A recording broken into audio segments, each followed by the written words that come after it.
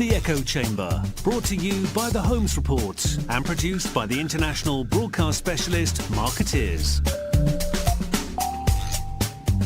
And sponsored by March Communications, connecting innovation and people.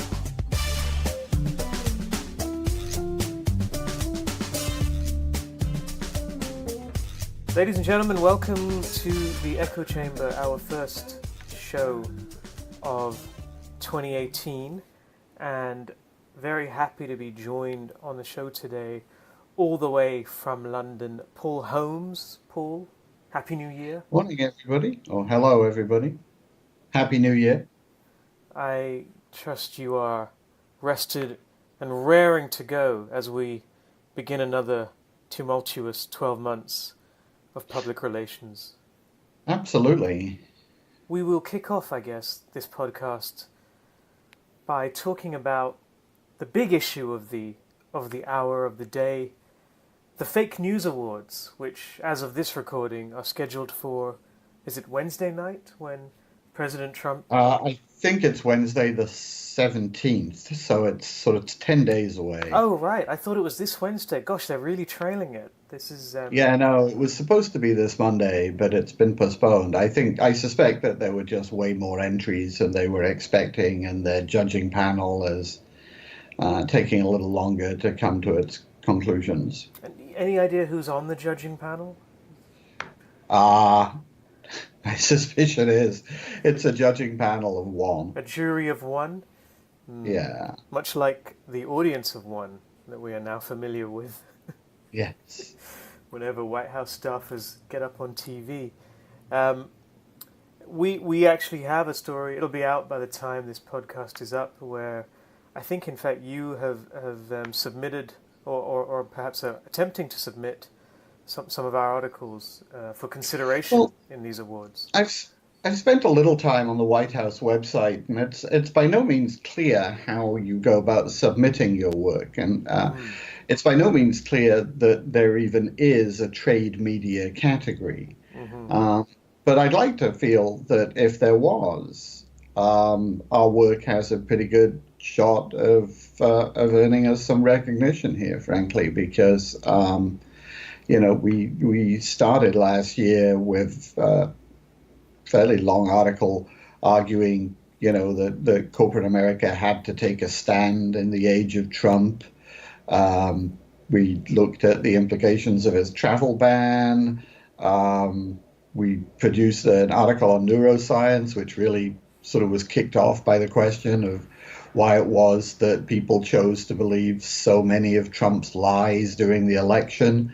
We did a two-part piece on fake news that sort of tried to explain the difference between real fake news, which is the kind of dishonesty propagated by this White House, and fake news, which is attempts to vilify honest mainstream reporting with the epithet.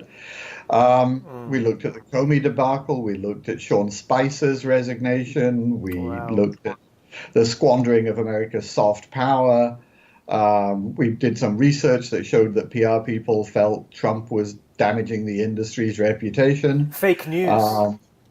Yeah, well, that's it, right? I mean, I think as a body of work, we're entitled to some backlash from the White House. Yeah, I think we deserve it. But as I say, I have no idea what the nomination process is. If there is anybody listening who has the ability to draw this stuff to Trump's attention, we'd be very grateful for any support we can get. We think we have a chance.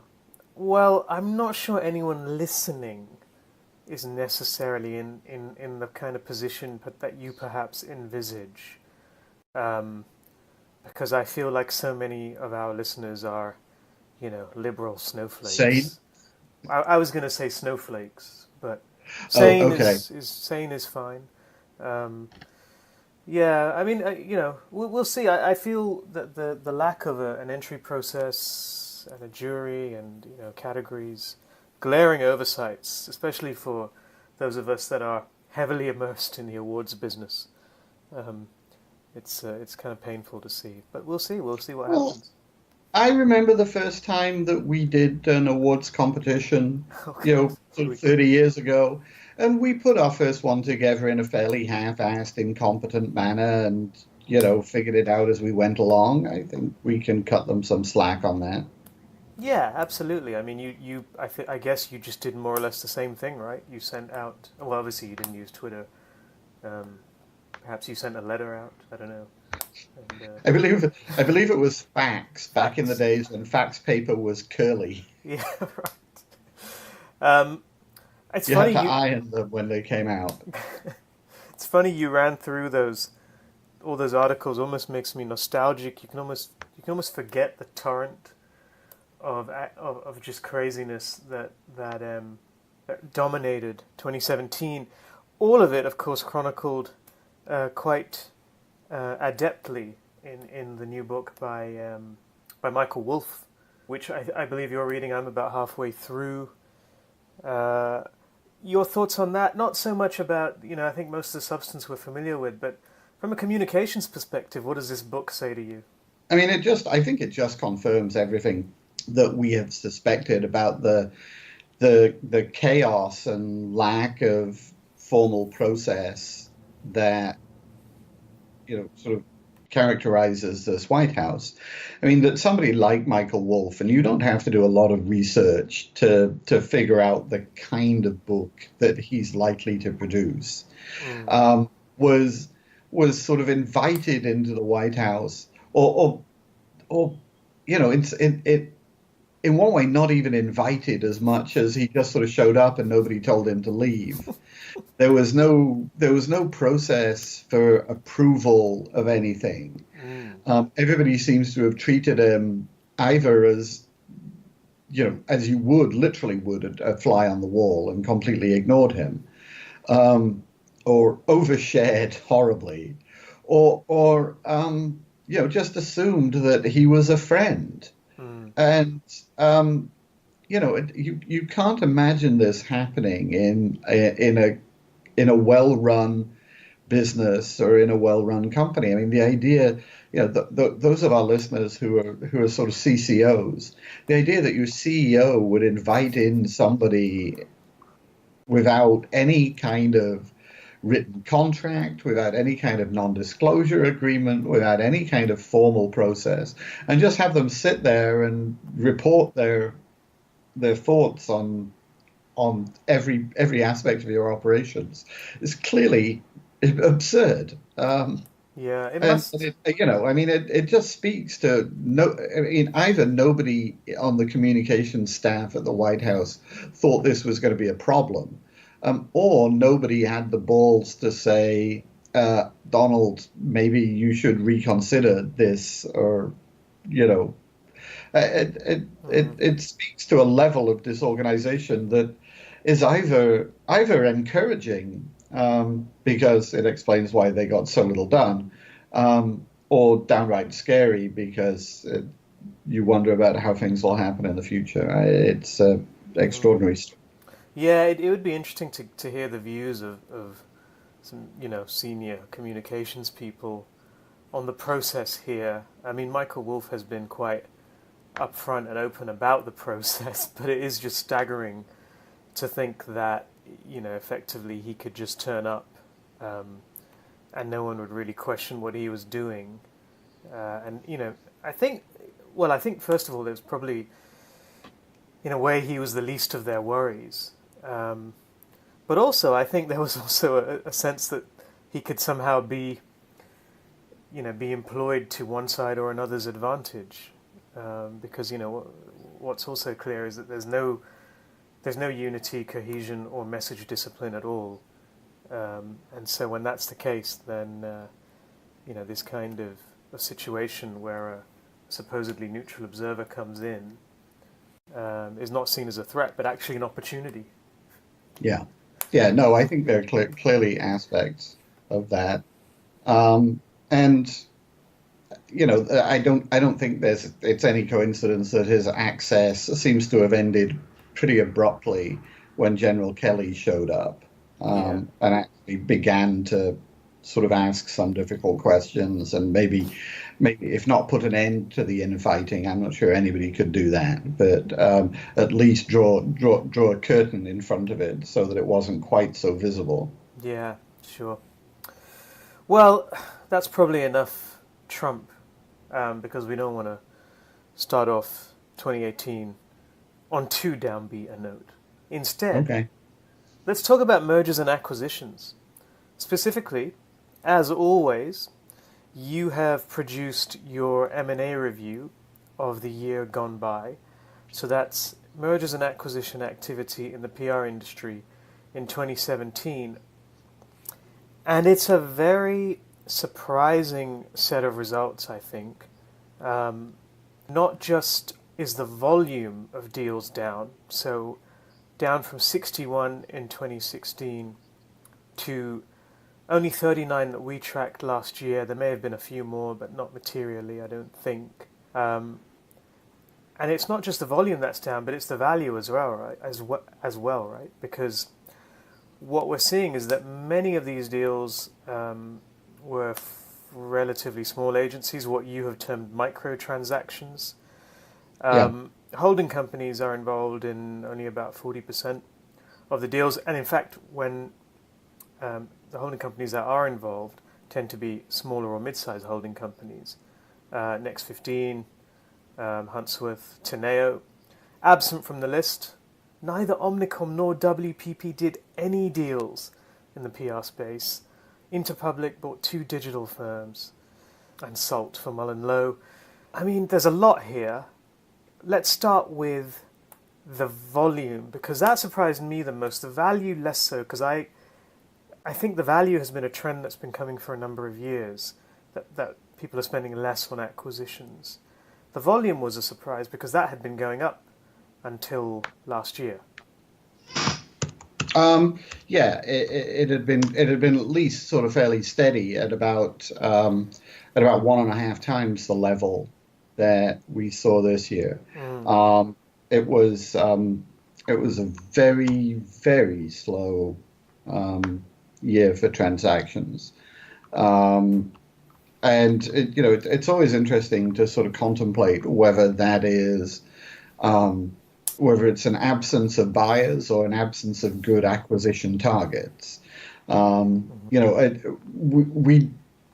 It's sort of interesting to look at this alongside the research that we do with Davis and Gilbert for the Global PR Summit, or the Independent PR Firm Forum, because in that survey, a huge number of, an overwhelming number of respondents, I think it's something like 80%, indicate, and these are independent PR firms, indicated that they had been approached in the last 12 months about acquisition. So it seems like there are lots of people out there having conversations. Whether it's, at the end of the day, the targets are somehow inadequate, or whether it's that the ability to pull the trigger just isn't there. It's difficult to say. I feel like the targets are there. Aside from maybe some specific sectors in certain markets. So, for example, healthcare in the UK doesn't, there's been a lot of acquisitions in that area, and maybe there's fewer targets. But in general, I don't feel like there's a dearth of independent firms out there, of good independent firms that are willing to have conversations about acquisition. I think perhaps they are more wary of being acquired by a big holding group, which is something we've seen in the research you cited, correct? Yes. They would rather be acquired by another independent.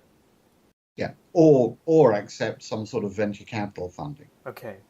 That would put a brake on acquisition, because independents don't have quite as much cash to make acquisitions.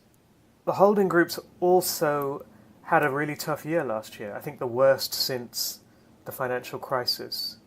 And we covered this at length.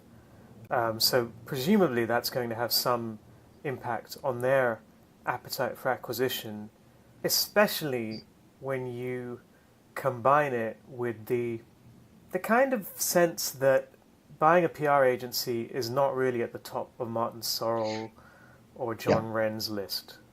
Yeah, no, I think it would be very easy to look at the activity of the last year and really the last few years, because the big holding companies have not dominated these. I mean, if you go back to last year, the only major PR agency holding company acquisition was WPP's acquisition of Machina in Brazil, which they bought for Conan Wolff.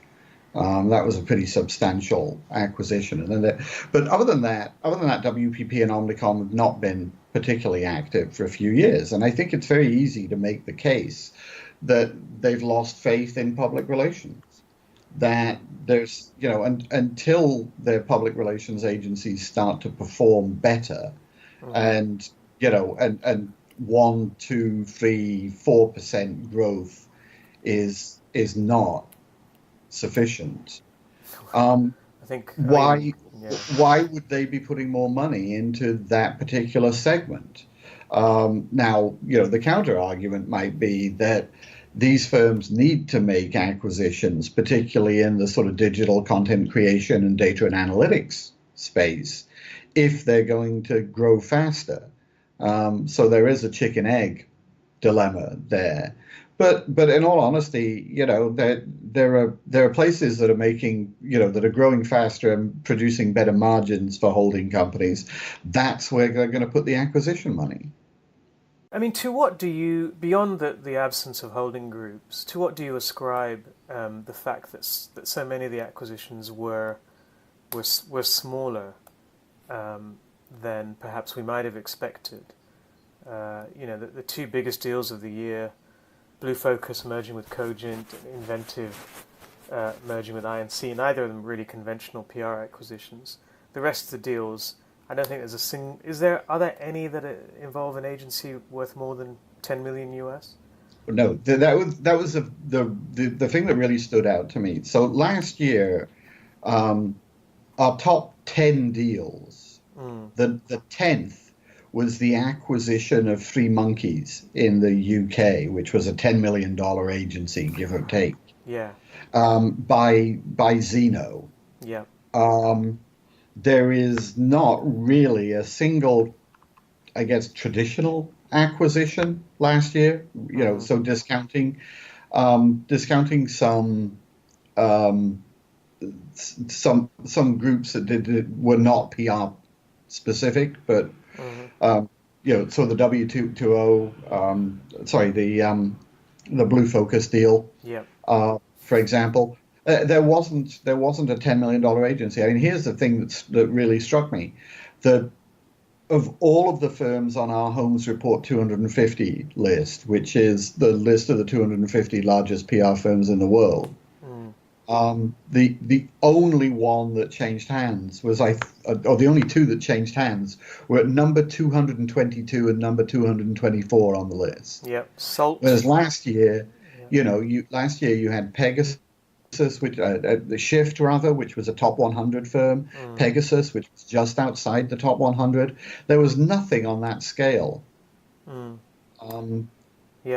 It's now some of that is that the people who are doing the buying are buying, have less deep pockets and are buying smaller firms. They're buying things to add a capability. I mean, as I went through this list, the thing that the sort of acquisition that stood out for me was early in the year, French West Vaughan, which is a very good sort of lifestyle-oriented PR firm based in North Carolina, bought a firm called Fetching Communications. Yeah, pet PR.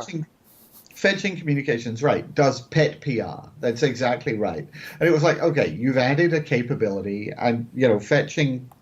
I won't pretend to know a huge amount about Fetching, but I think it's fair to say that they are the leaders in that category. We're going to get aggrieved calls now from various other cat-focused PR firms. But well, yeah, but but this was the kind of deal that we saw all year. Was, there's a capability that seems like it's interesting. Maybe it's an area of opportunity. Pets get pampered in the US, so I'm sure there's growth in that market. But beyond that, not really the most exciting. Yeah, I think we ran it as a news in brief. I have a Right. feeling. Right. And actually, that was sort of the other thing that stood out to me was I found myself reporting on a lot of things that we had covered with one paragraph, rather than the big sort of, Yeah. earth-shattering acquisitions that have been front page news in the past. Yeah, and okay, so part of it is down to less cash available to the buyers. Any other factors that you think are salient? No, I just think it was a sluggish year for the category overall, right? I mean, the growth numbers that we've seen from the holding companies were disappointing. Independents are, we haven't started gathering the data yet, but my soft soundings suggest that with a handful of exceptions, the growth among the independents is going to be less spectacular in 2017 than it was the year before. And I just think, and I think everybody approached the year with caution. Yeah, I think Nobody that's was true. making big, bold moves. No, and particularly that became particularly pronounced in the second half of the year when a lot of deals get done. Yeah. And I think we are accustomed to a flurry of deals at the end of December or at the beginning of January, and I think to date we only seen. I mean, Highwire has just made an acquisition again. It's a micro transaction. But there isn't really anything else, and you could feel the confidence kind of ebbing away as the year wore on, and as it became clear, I think that growth was imperiled, especially once it became clear, I think, that it wasn't just publicly held agencies that were feeling, the downturn. Yeah, I think last year was a strange year. And you'd like to think it was an anomaly. You'd like to think that we'll bounce back in 2018. I am more cautious than optimistic. Yeah, I am too. I mean, my kind of view on this is that we may not have a good idea until the middle of the year, because I find the PR industry spends the first half of the year talking about how great everything's going and how wonderful the year is going to be. And then if that turns out not to be true, then the second half of the year is often a massive correction to reality. Yeah. Well, you and I are both familiar with the process by which, we go into agency meetings for our agency of the year selection process at the beginning of the year. And, everybody is talking up the new business pipeline that they went into 2000 and the way that they hit their targets in the first month of the year, and that often sort of transforms into, well, it's been a tough year by June or July. Yeah. So did you see anything from your M&A review? Was there anything in terms of geographic trends or not? Not really. I mean, most of the activity that we tracked was in the U.S. But I think that's been the case for a while. We did see a couple of U.S. firms, We Communications and Fin Partners, making acquisitions in Asia. Yep, we did. Which, I think continues to be where people see the most obvious growth. So Asia, I think, does have the issue that you raised at the top of this discussion, or potentially it's a supply issue rather than maybe completely a demand issue. Well, I think that's clearly a problem in China specifically. Yes. We have struggled over the years to identify good indigenous independents in China. Who can make it through due diligence? Due diligence, yeah. And I would say that the one firm in China that has really sort of popped on our radar screen over the last 2 or 3 years, Redbridge, Yep. was one of the more interesting acquisitions of last year when We Communications came in and snapped them up. Yep. But there are a lot of sort of very very basic PR firms in China, and very few that I suspect would meet the sort of criteria that a Western agency would be looking for. And over the years, those have been snapped up fairly quickly, whether it was, Eastway becoming part of MSL, and again, they tended to be firms with a high degree of Western involvement. Yeah, because that's part of the issue, I think, is that for international firms, most of their business remains MNCs. So whatever they acquire, straying from that formula too much isn't always possible. Right. It's just right. Too difficult. In fact, we ran a story on this in December before the Christmas break, looking at the downturn in China, and then this is one of the main issues. The interesting thing I think about China is that there are lots of firms there doing really interesting work, especially in terms of digital marketing, influencer marketing. I think there are challenges in terms of acquiring some of those businesses maybe for financial reasons, but also I do get the impression that PR agencies are not necessarily actively looking at those types of businesses as the kind of thing they should acquire, which you could also argue is the case in many markets around the world. It still seems to be, most of the time, the acquisitions are one PR firm buying another conventional, let's say, PR firm. Yeah. Which I don't know, maybe a missed opportunity. Yes, I think that's fair. I think, again, if you look at some of the more interesting deals, Weber Shandwick added 2 digital firms. Correct. Yep, including one in China. That bring in new credibility, new capabilities. Excuse me. Teneo and we both bought firms that probably are closer to being management consulting firms than PR firms. With Credo in Teneo's case and Watatawa in we's case. There are a number of deals out there that involved adjacent disciplines rather than just PR, and I think that's been the case for a few years. I don't think we should be surprised by that. Yeah. The next 15 deals were for digital specialists with sort of SEO and research capabilities much more than PR capabilities. Yeah, Next 15 is consistently now for a number of years now has been buying adjacent capabilities, which I think is a smart strategy and seems to be paying off.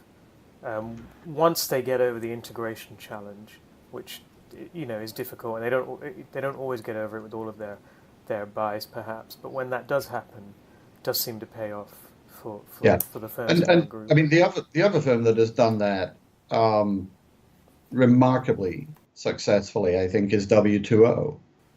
Yeah, sure. Not in the past 12 months, but in the last 3 or 4 years. They have bought a number of firms that have capabilities that have to be explained to me very slowly in words of one syllable for me to even understand what they do. Because they're technologically advanced in a way that most of the PR agency business is not.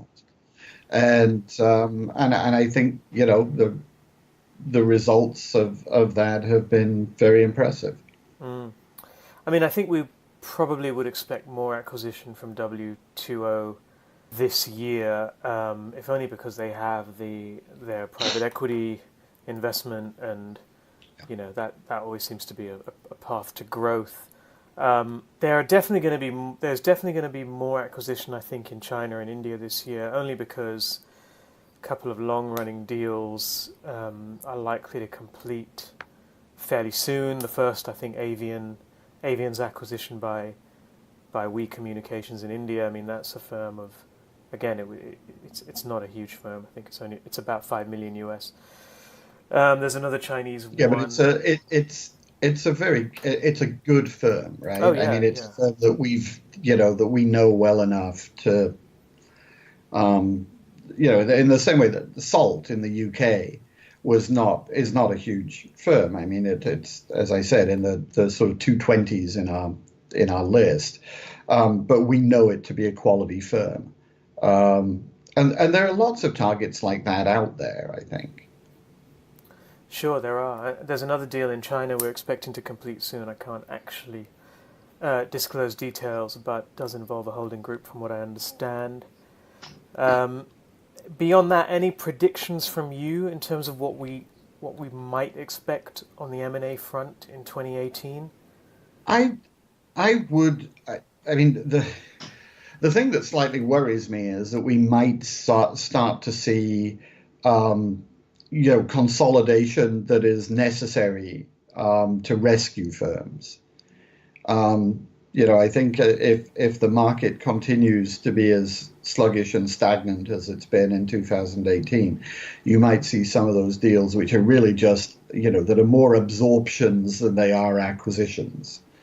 And that's never a good sign. But I also think a lot of the really quality independents are going to be holding out for a better environment than the one we find ourselves in right now. Okay, well we will see what happens. Of course, you can find Paul's M&A review on our website. It is actually part of our premium content section, but of course, well worth the annual subscription.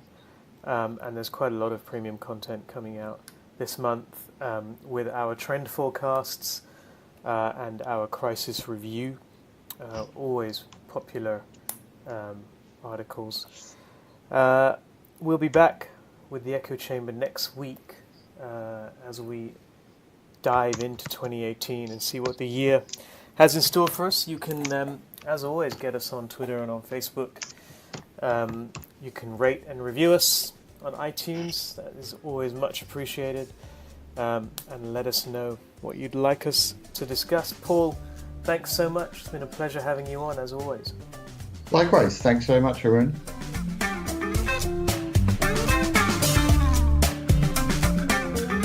You've been listening to The Echo Chamber.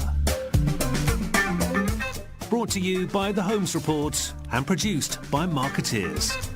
Sponsored by March Communications, connecting innovation and people.